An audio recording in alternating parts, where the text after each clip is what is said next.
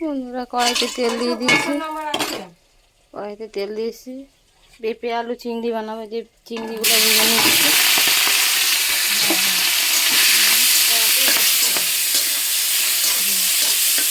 পেঁপে চিংড়িটা ভাজা ভাজা করছি। বন্ধুরা চিংড়ি মাছগুলো ভাজা হয়ে গেছে, নামিয়ে নেব। নামিয়ে তেল জিরা ফোড়ন দেবো, দিয়ে পেঁপে আলুগুলো দেবো, ভাজা করব। বন্ধুরা চিংড়ি মাছটা ভাজা হয়ে গেছে, যে বাটিতে তুলে রেখেছি। আর তেলের মধ্যে জিরা ফোড়ন দিয়ে দিয়েছি।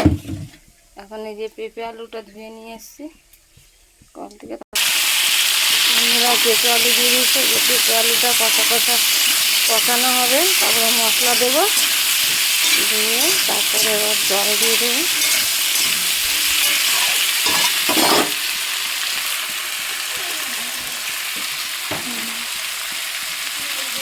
নুন হলুদ দিয়ে দিচ্ছি।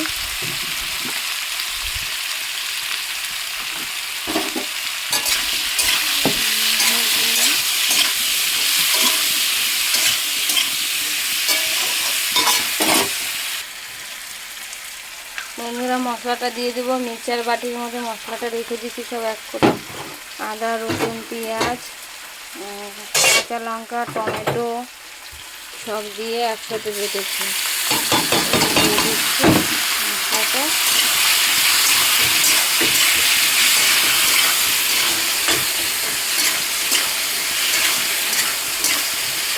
মশলাটা কষানো হবে, তারপরে চিংড়ি মাছ কটা দিয়ে দেবো।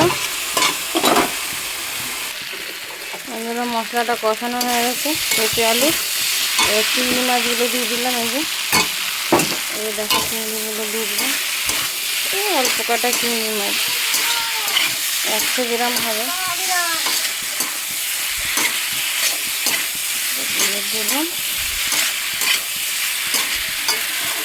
জল দিয়ে দেবো।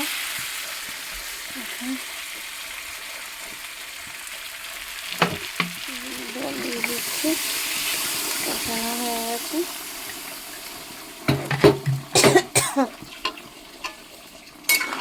দিয়ে দিলাম, মাখা মাখা হবে, তখন নিয়ে দেবো।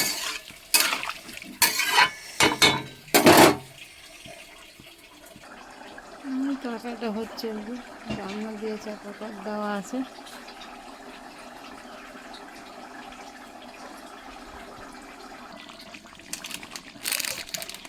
পেঁপে আলু চিংড়ি মধ্যে একটু চিকেন মশলা দিয়ে দিলাম।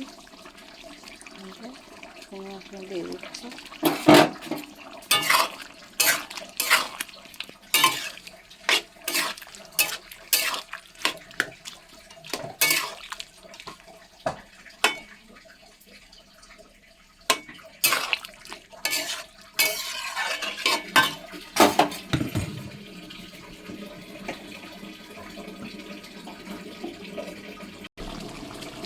পেঁপে আলুর তরকারিটা হয়ে গেছে, এখন নামাবো গামলায়। বন্ধুরা দেখাচ্ছি তারপরে। পেঁপে আলু দিয়ে চিংড়ি মাছ দিয়ে তরকারি করেছি, আর ক্যাপসিকাম হচ্ছে দিয়ে দিচ্ছি একটা দুটো। হয়ে গেছে বন্ধুরা পেঁপে আলু দিয়ে চিংড়ি ক্যাপসিকাম দিয়ে দিয়েছি।